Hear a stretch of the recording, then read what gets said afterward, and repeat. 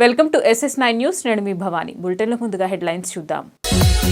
తమిళనాడులోని తిరుచిరాపల్లిలోని భారతీదాసన్ విశ్వవిద్యాలయం 38వ స్నాతకోత్సవ వేడుకల్లో ప్రసంగించిన ప్రధాని మంత్రి.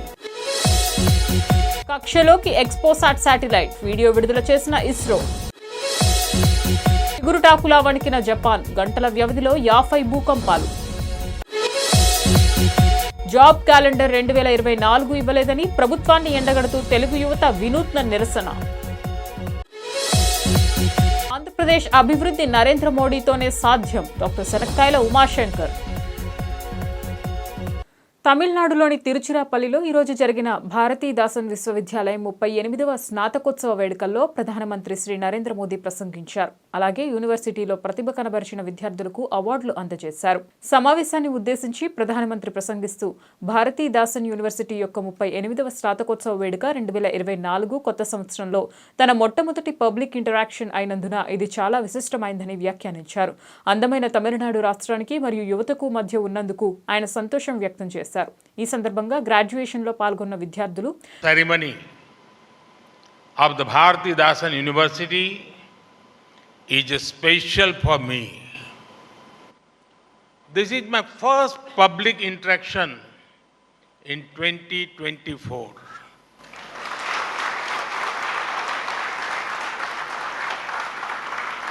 I am happy to be in the beautiful state of Tamil Nadu and among young people. I am also glad to learn that I am the first Prime Minister to have the privilege of coming to a convocation here.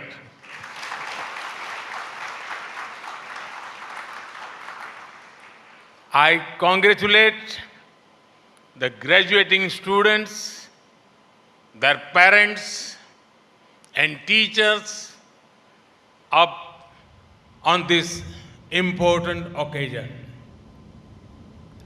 Enad Manav Kudumbame, often the creation of a university is a legislative process. An act is passed and a university comes into being. Later, colleges are started under it. భారత అంతరిక్ష పరిశోధన సంస్థ ఇస్రో కొత్త ఏడాది తొలి రోజున విజయకేతనం ఎగురవేసింది. PSLV C-58 rocket ద్వారా XPoSat satellite ను విజయవంతంగా నింగిలోకి పంపింది. రాకెట్ నుంచి విడిపోయిన శాటిలైట్ ను నిర్ణీత భూకక్షలోకి ప్రవేశపెట్టింది. ఈ ప్రయోగానికి సంబంధించిన ఫోటోలు, వీడియో క్లిప్ ను ఇస్రో విడుదల చేసింది. కాగా అంతరిక్షంలోని రహస్యాలను అన్వేషించే పాలరీమెట్రీ మిషన్ ద్వారా ఖగోళ పరిశోధనల పరంగా అమెరికా తర్వాత 2వ దేశంగా భారత్ నిలిచింది.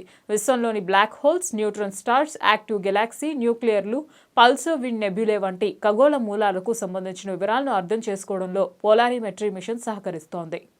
1-0 Lift off normal.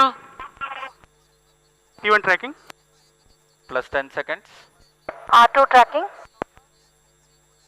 Stage performance normal. P2 tracking. P3 tracking. Plus 20 seconds.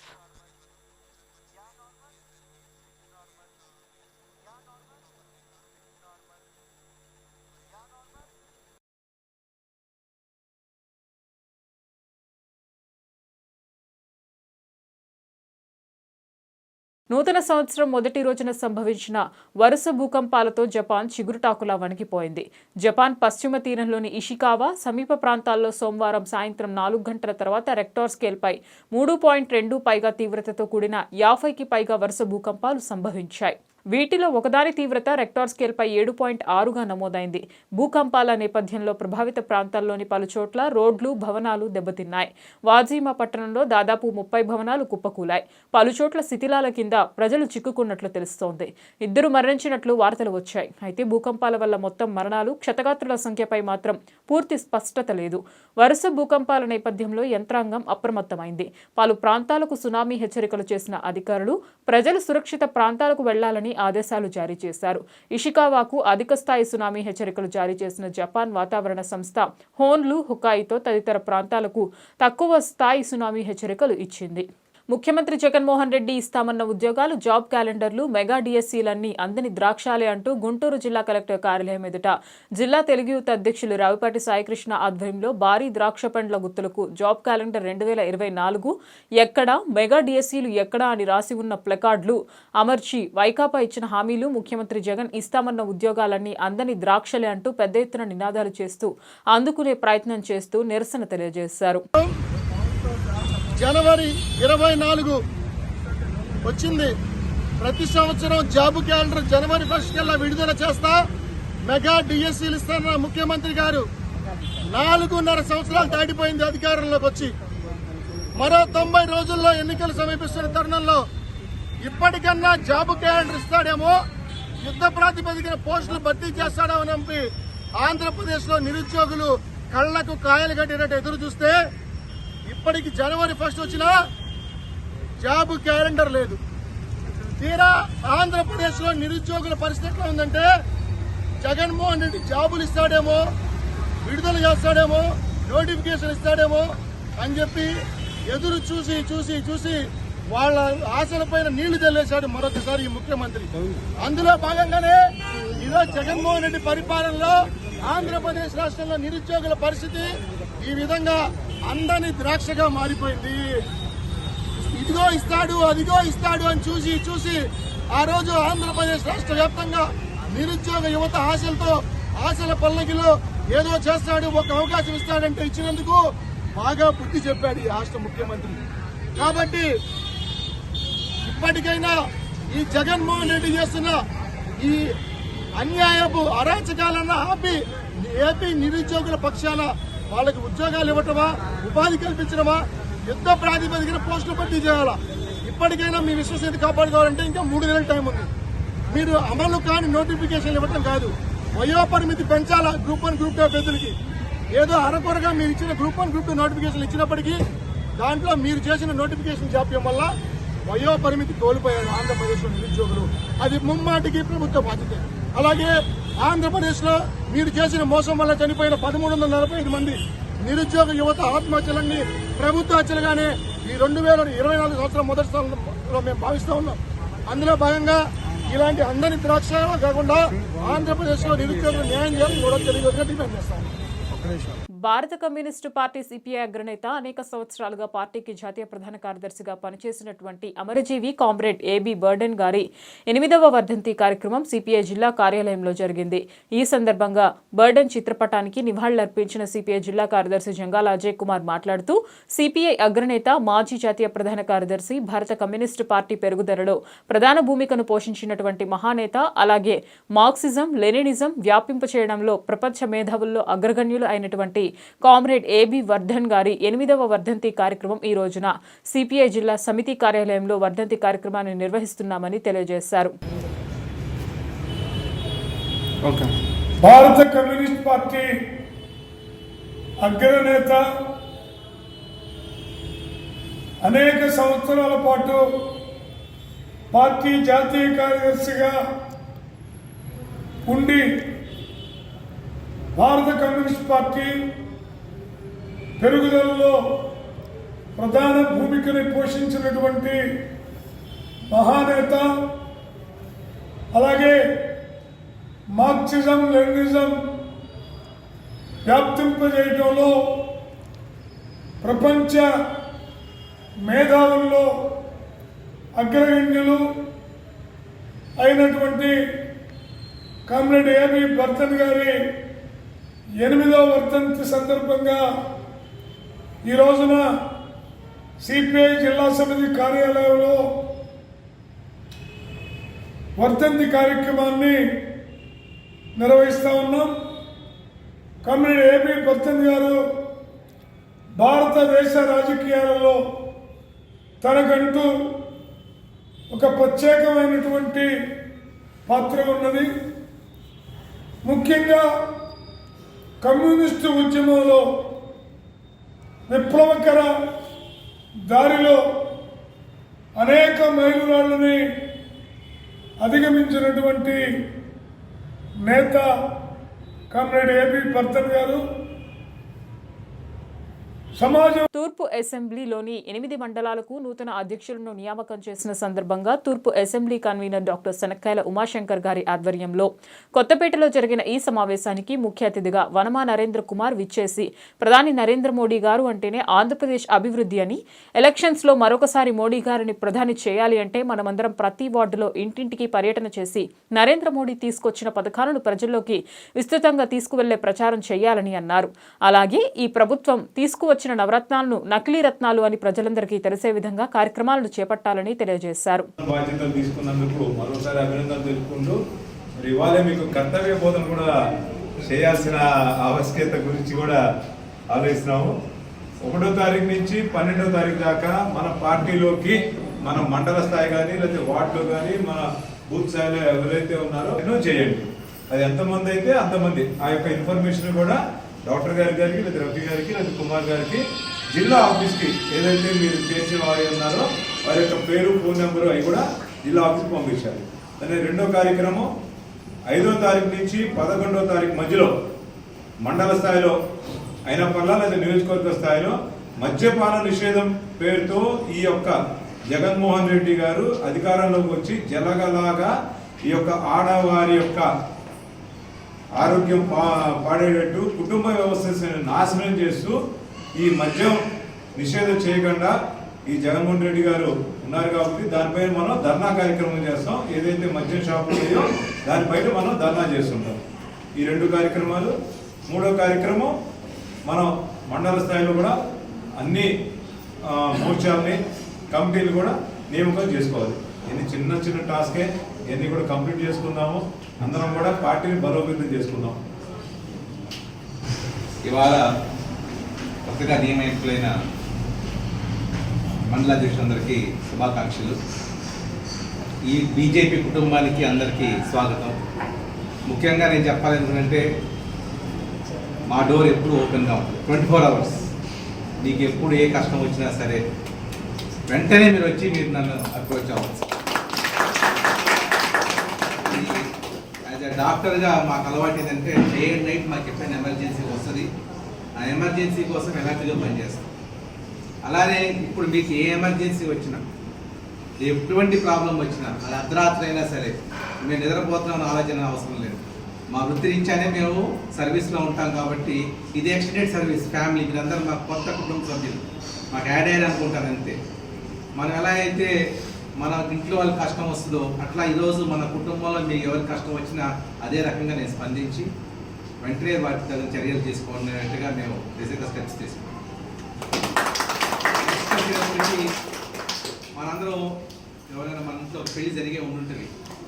పెళ్లి జరిగినప్పుడు మనం ఎలా అయితే పిలుస్తామో, మన యొక్క ఆతిథ్యం ఎలా అందిస్తామో, మనం కొత్త కార్యకర్తల్ని అలానే ఆతిథ్యం అందించి వాళ్ళని పిలిచి మా భోజనాలు పలానా వాళ్ళు వండుతున్నారు, పలానా చోట చేస్తున్నాము, పలానా చోట బాగుంటుంది రిసెప్షన్, మీరు రండి మా ఆతిథ్యం తీసుకోండి అన్నట్టుగా మన భారతీయ జనతా పార్టీ ఇంత చేసింది మన ప్రజలకి.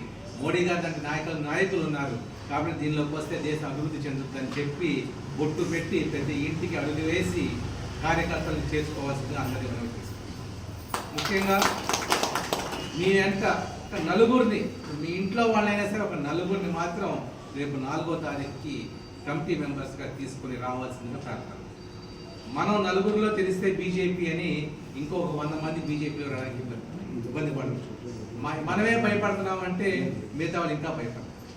కనుక భయం మోదీ ధైర్యంతో ఒక అడుగు ముందుకేస్తే ఖచ్చితంగా బీజేపీ గుంటూరు 1 సీట్ గెలుచుకొని మనం ఫలాన్ని మోడీ గారికి అందించే అవకాశం. కనుక ఈ యొక్క సూచనలు తీసుకొని మీరు ఏ టైంలో అయినా సరే నా ఫోన్ అందరికి పోతే ఒక వాయిస్ మెసేజ్ పెట్టినా సరే మా వాళ్ళు వచ్చారు, రామకృష్ణ వచ్చాడు. జిల్లా ఎస్పీ ఆదేశాలతో అక్రమ మద్యం విక్రయాలు అరికడుతున్నట్లు చల్లపల్లి సీఐ సిహెచ్ నాగప్రసాద్ తెలిపారు. మంగళవారం చల్లపల్లి పోలీస్ స్టేషన్లో సీఐ మాట్లాడుతూ చల్లపల్లి ఎస్ఐ సిహెచ్ ను చిన్నబాబుకు అందిన పక్కా సమాచారం ఆధారంగా తమ చల్లపల్లి మండలం మాజేరులో తనిఖీలు చేసినట్లు తెలిపారు.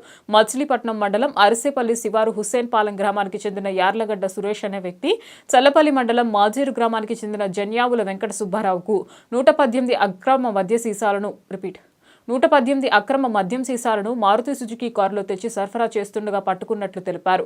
వీరిద్దరూ ఒక్కో సీసాపై ₹50 అదనపు ధరకు విక్రయిస్తూ చెరో సగం లాభం పంచుకున్నట్లు గుర్తించినట్లు తెలిపారు.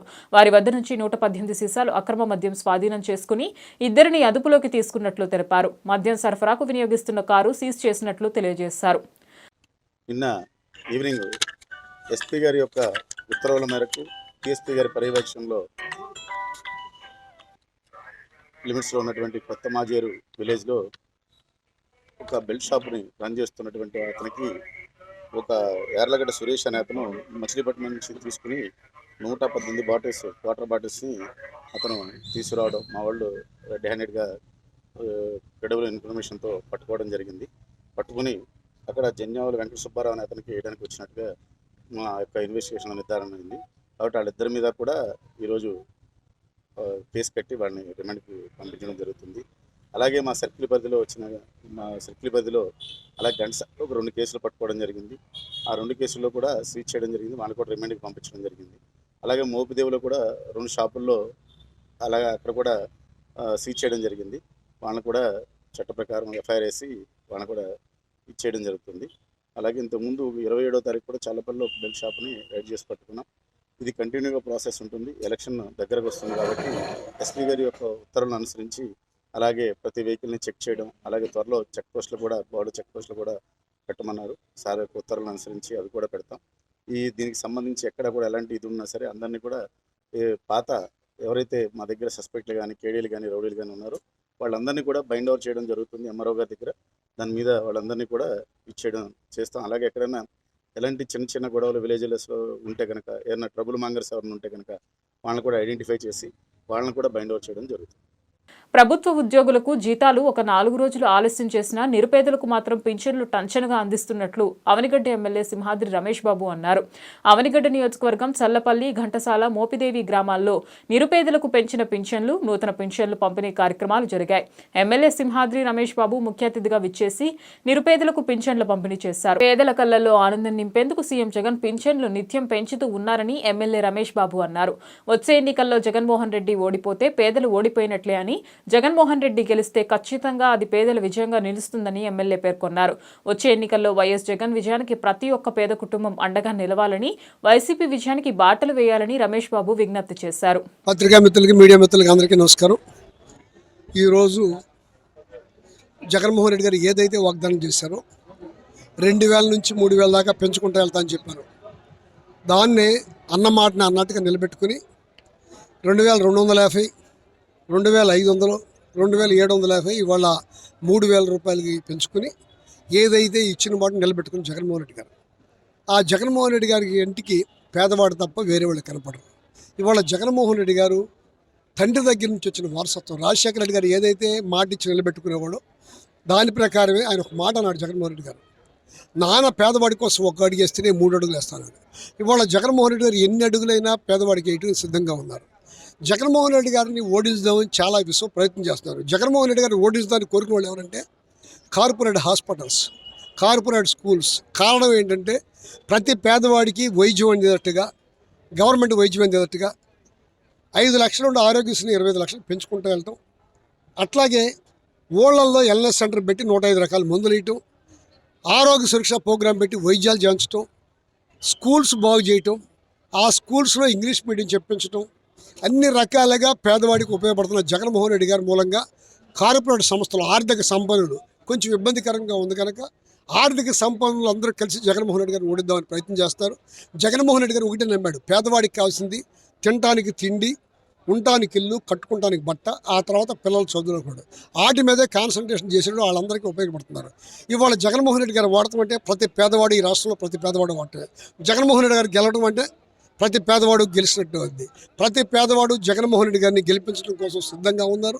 ఖచ్చితంగా జగన్మోహన్ రెడ్డి గారికి మళ్ళీ అధికారం వస్తుంది. దాంట్లో ఏ సందేహం లేదు. ప్రజల ఓట్లు వేయాలి, గెలవాలా.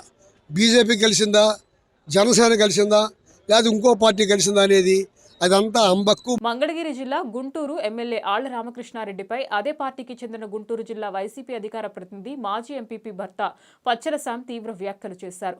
వ్యాఖ్యలు చేయడమే కాకుండా స్థానిక మీడియా కార్యాలయంలో ఫ్లెక్సీ ఏర్పాటు చేసి ఎస్సీ ఎస్టీ బీసీ మైనార్టీల ద్రోహి ఆళ్ల రామకృష్ణారెడ్డి అంటూ ఫ్లెక్సీ ప్రదర్శించాడు.